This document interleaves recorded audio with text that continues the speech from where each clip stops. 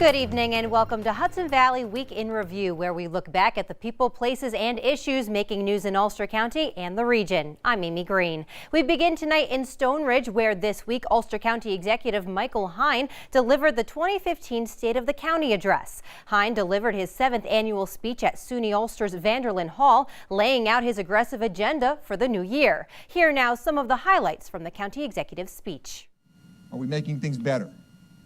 Well, when you set aside all the rhetoric and all the politics, here are the facts. Adjusted for inflation since 2009, Ulster County property taxes have actually gone down. Spending is down. Unemployment is down. Private sector job growth is up, and there's more access to critical services for our citizens than ever before. We've moved from a government on the brink of bankruptcy to the #1 most fiscally stable county in our region, according to the New York State Comptroller's Office. And so, yes, by any measure, not only are things getting better, but the state of our county is strong. And to the second question, what does building a better Ulster County really look like? Well, I'm glad to say the answer to that question is as varied as our amazing and diverse 183,000 residents. But to me, a better Ulster County is one that respects our taxpayers, while it designs new solutions to bring more jobs to our community.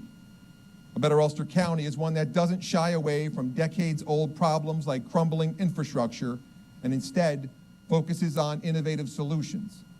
A better Ulster County is one that embraces our role as a leader in protecting our environment, and a better Ulster County holds dear to our humanity, working every day towards a more just and inclusive community that benefits everyone.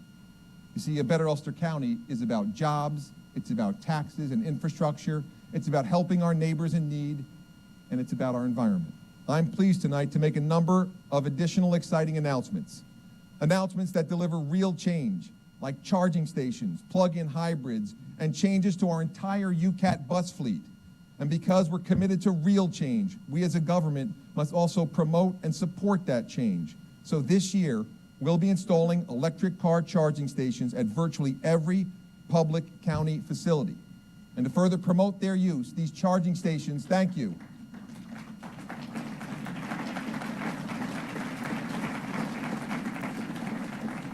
If you like that, you're going to love this. To further promote this, all of these will be available to non-commercial members of the public absolutely free of charge.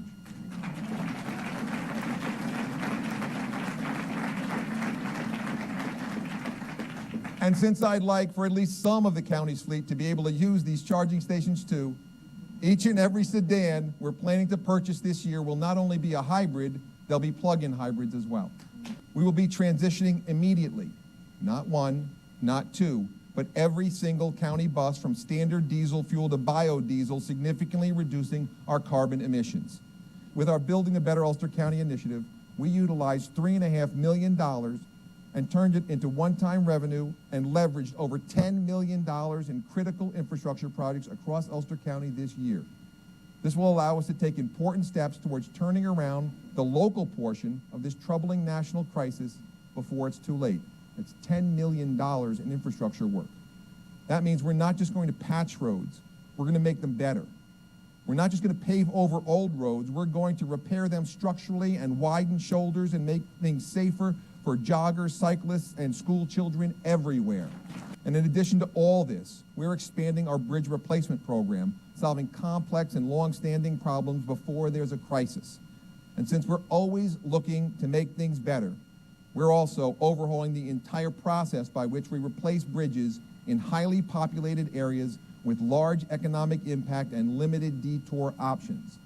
Instead of simply closing traffic for months, I've directed my team to utilize a more inclusive process that focuses on community involvement, greatly improved pedestrian access, and last, but definitely not least, a co-located temporary bridge. This process will dramatically reduce the negative impacts on both businesses and residents alike, and I'm pleased to say we'll be introducing this new planning process immediately, that access to the American dream is not always equal.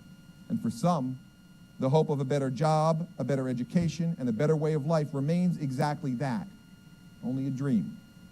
And so this year, we are moving forward with a number of programs specifically designed to improve access to higher education, plus provide valuable job training and real job opportunities for people in need. And oftentimes, enhanced education can be the most effective and direct route to greater opportunity. Now, I know that for others, the American dream still remains elusive.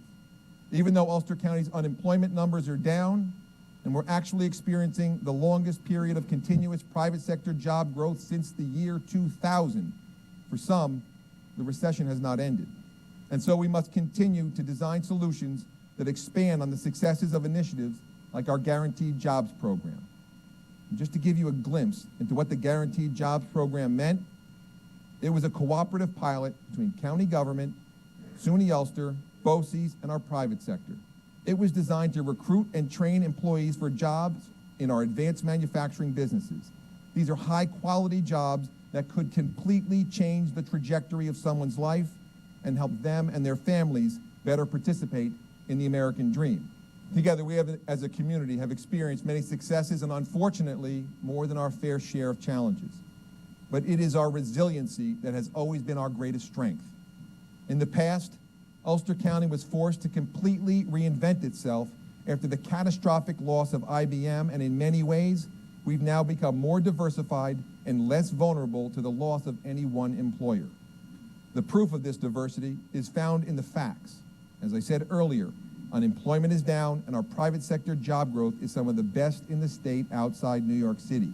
And we are in the midst of an exciting expansion in our tourism and hospitality industry with projects like Williams Lake and others around our county. You see, I believe the legislature and my administration have an opportunity to accomplish extraordinary things this year. And so in addition to the Ellenville Million, it's my great hope that their agenda also includes other key areas, like the 4-megawatt solar project, like the animal abuse registry, like converting the old jail into a productive shovel-ready site, and also partnering with my administration to ensure the 2016 property tax cut we have designed. When we return, we'll take a look at training and class opportunities in the field of energy efficiency right here in Ulster County. And later, we visit a new restaurant in the heart of Kingston that has locals raving. We'll be right back.